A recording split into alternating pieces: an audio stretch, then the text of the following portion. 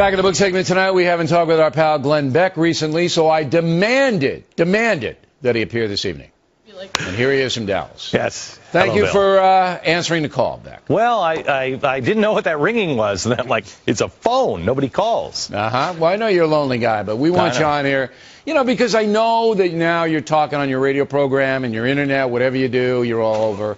You're talking about the Tea Party. Yeah. Versus the Republican establishment, right? That's Yes. the tension you see. No, I don't really care if there's any tension or not. I just don't think that the Republicans, I think the Republicans have betrayed their own values for so long, and there's a lot of people like me that tried to push the Republican Party into maybe, hey, why don't you have some common sense here? And all the way along, they have worked against the Tea Party and the people who understand the Constitution, who want to live by the Constitution.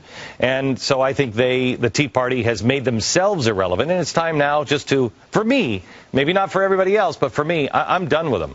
And I'm looking for. But who are you done with? Who are you done with? The big government establishment Republicans. Okay. There's people like Mike Lee that I would support. I'd support Rand Paul. He's a Republican. All right. But he is a small government constitutional. How about Marco Rubio? You know what? I haven't made my mind up on Marco Rubio yet. So he's in consideration. You like Rand Paul. How about Christie, the Jersey guy? How about him? No go. I liked, you know what? I feel about Rand Paul the way I used to feel about Chris Christie. I thought Chris Christie was really good, and I ignored a few things that kind of bothered me. But now I don't like Chris Christie. Okay. Now, do you think that the Tea Party can reorganize itself? Because remember, there's no central authority there. It's a state-by-state movement.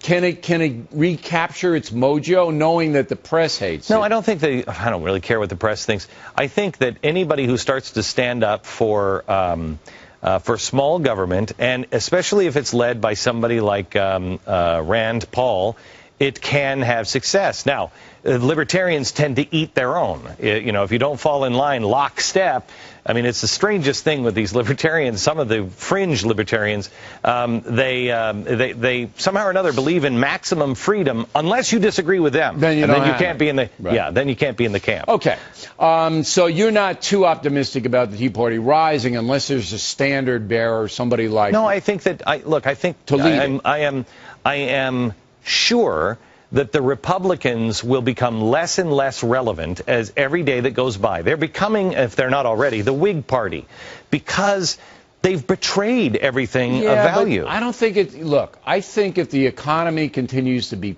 bad, that you're going to have a viable candidate in 2016. Now, whether it's Rubio or Christie or Rand Paul, I don't know. But I don't see the Republican Party dissipating. The Republicans are the ones that have been saying that we have to become more moderate. More moderate? Are you kidding me? Here's the most moderate position. Stop spending our money that we're working hard for. Stop putting us in debt. That's a pretty moderate Hey, listen, I don't disagree with that. I think it's all about leadership, though. All right, now.